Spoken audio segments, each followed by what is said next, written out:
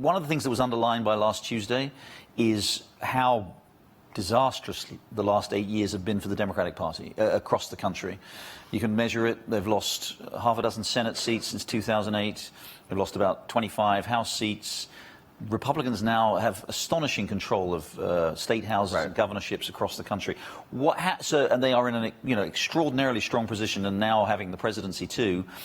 How is that? What's gone wrong from 2008, where you took everything and you seem to be advancing across the country, and now you're in a worse position as a Democratic Party than you've been for a generation?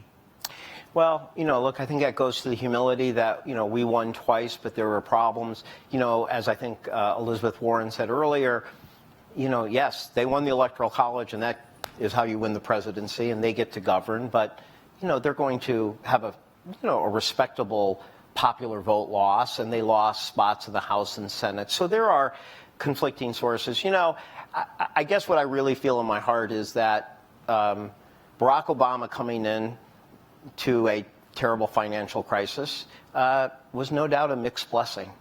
It absolutely made it easier for a Democrat to win the presidency in 2008. But terrible financial crisis, as I think Ken Rogoff and others said, they're terrible in at least three ways that are very difficult. Number one, the degree of pain and suffering in people who lost their dreams, their houses, their savings was terrible. Secondly, when you have recoveries after great financial crisis, you don't get the pent-up demand to 1984 morning in America. You get people deleveraging. And you get people deleveraging at the time where you actually need that robust growth so that you don't get legions of long-term unemployed people who never get back in. And then third, the remedies are almost inherently unpopular. You have to stabilize the 75% of the system, which is larger financial institutions.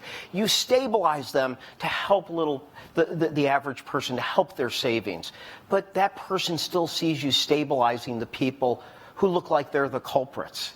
And so you get yourself in a situation where you have to do what you have to do to save the economy, but it's not out of anybody's agenda for what's popular, and then it becomes hard. So President Obama saved the economy but destroyed the Democratic Party? No, I think when you inherit a financial crisis like that, it does help you get reelected, but it does make it hard to completely meet the expectations of people when you are overcoming the type of, look, this wasn't an average recession. This was the worst recession and crisis since the Great Depression. You didn't bounce back as quick. And I think, look, we could talk about other things. I think people got kind of stimulus fatigue. If you want to know what was the chart we used to show Barack Obama that would drive him absolutely crazy, we would say, what would growth be in the economy and unemployment if state and local spending had been the same under your presidency as it had been in the Bush and Reagan recoveries? And it was devastating.